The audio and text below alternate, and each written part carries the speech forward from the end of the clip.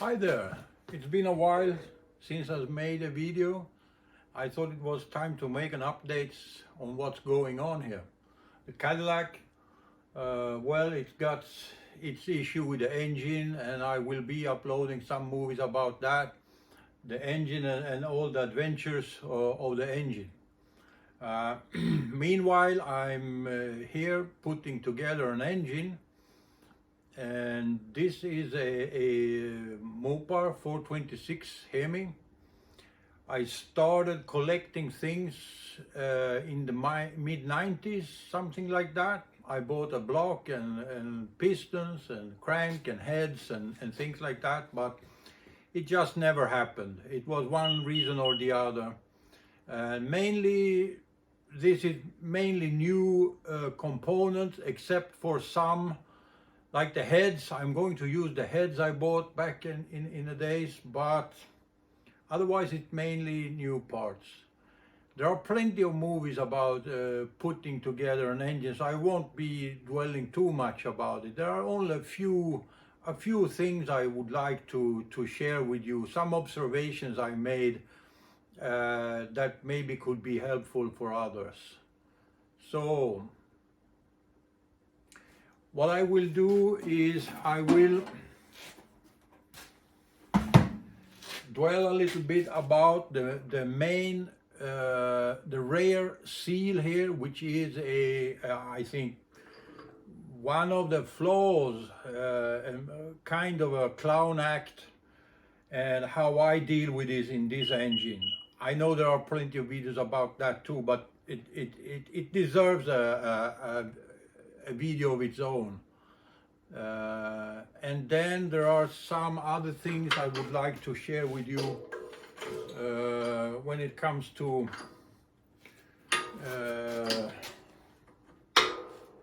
transmission here and some other stuff.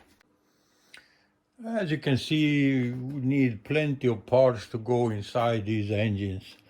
The pistons, these are the newer type piston and rods. So installing this retainer requires some sort of skills and well, patience.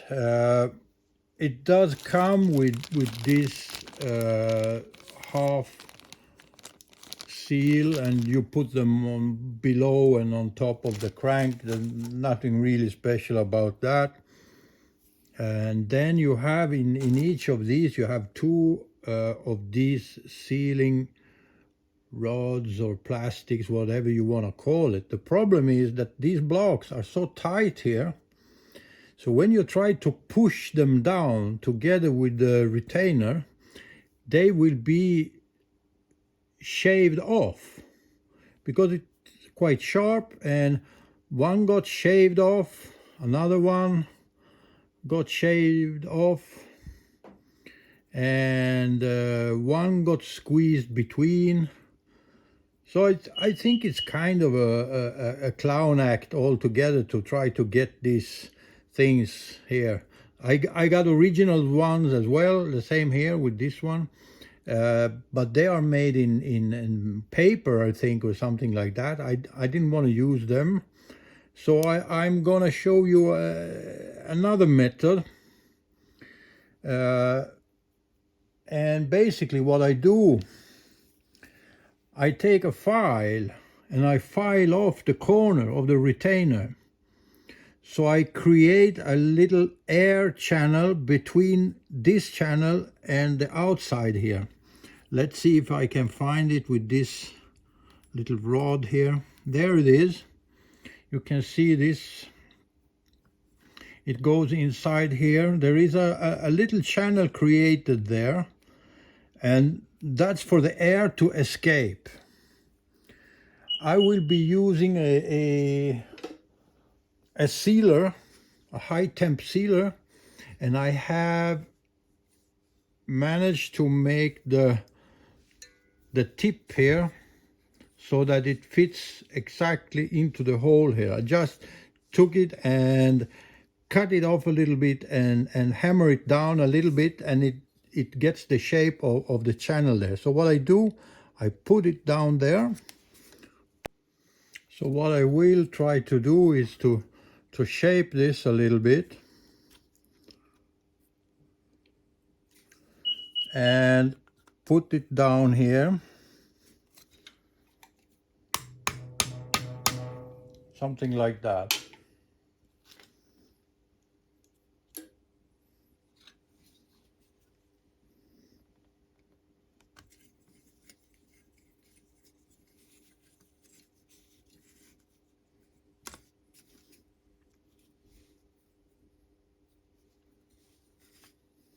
And then we're gonna pump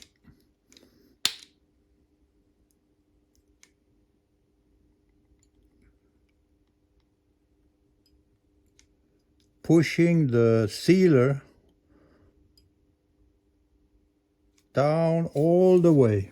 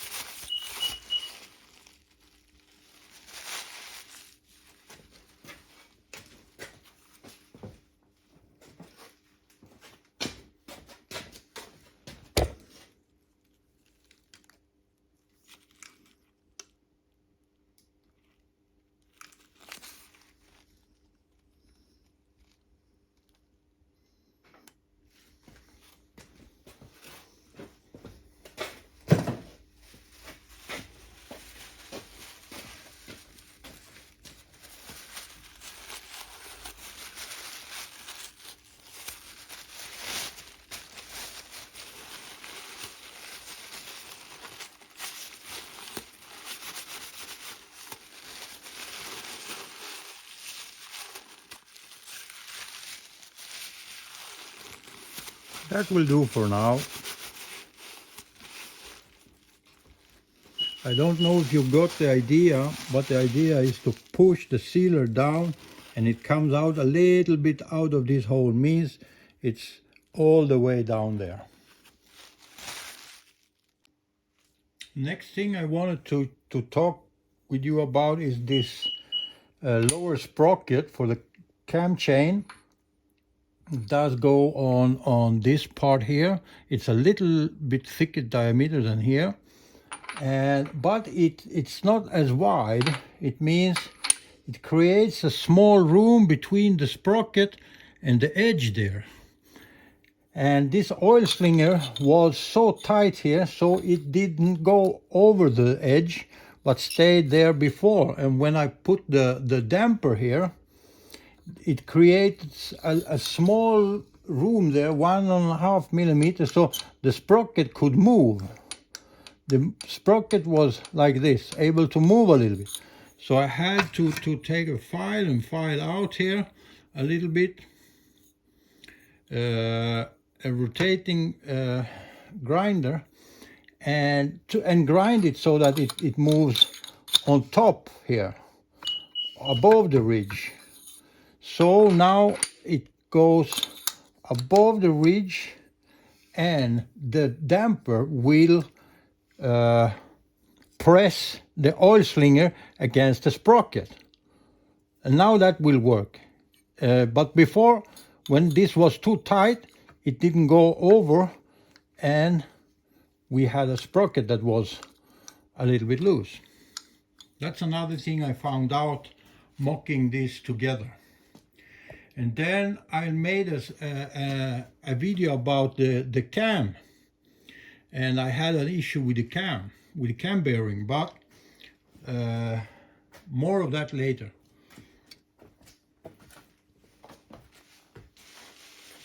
The cam bearing was installed at the same place where the board the block. So it was done, I think, by professionals, but anyhow, things happen, even to the best.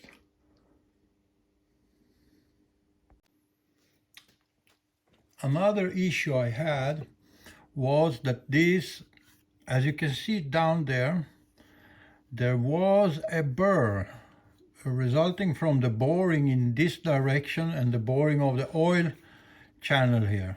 So it was a very, very sharp edge there. And I'm very thankful to Rick Seaman, who made a lot of videos about putting together these Hemi, this specific type, and as well another one in aluminium.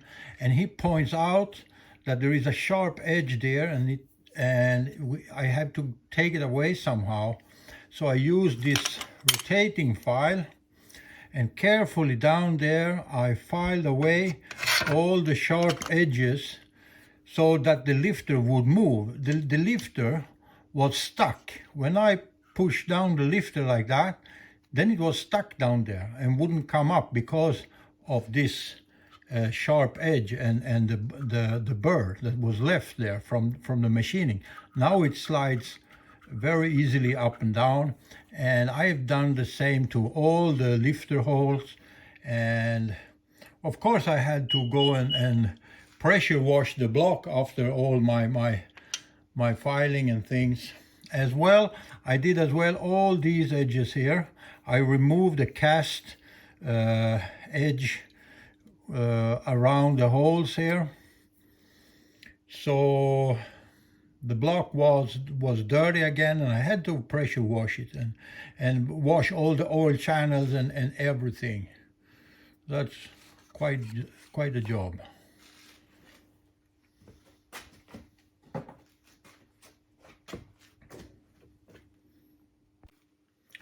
Another important thing that I wanted to share with you is the special block this is.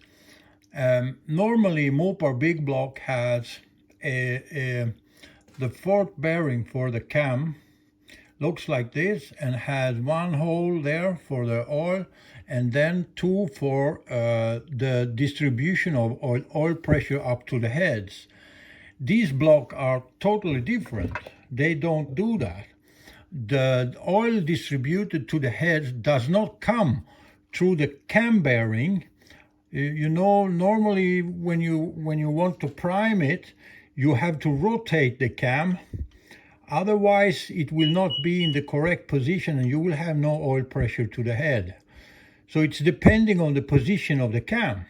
In this case, this doesn't matter. So these holes does not end up where the channels are for the camshaft. It doesn't matter. It's not important because now the oil comes directly feeded to the head through the oil passages here in the lifter bore, the same on the other side.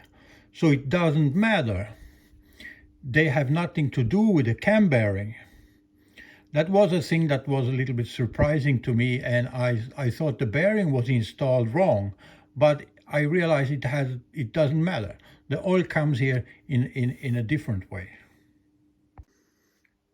The next thing I wanted to talk about was the space in here between. These are the cast iron head, and this is the cast iron manifold, and there wasn't enough clearance between the block there and there. So the manifold were up against the block and it couldn't seal against the head. So I had to shave off a little bit there. I'm going to show you exactly what I mean.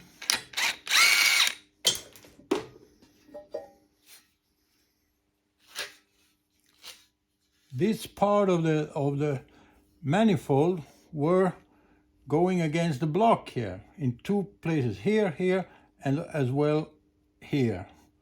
So I had to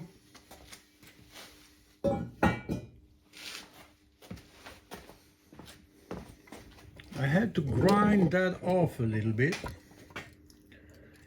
There was a little bit too much cast iron here, so I had to grind off a little bit here and as well here, and a little bit on this side as well. The same thing on the other side. That was a little bit of a surprise, but easy to fix. But worth mentioning, because if you just fit them without checking, it means that the seal, the manifold will not seal against the bottom part of the head.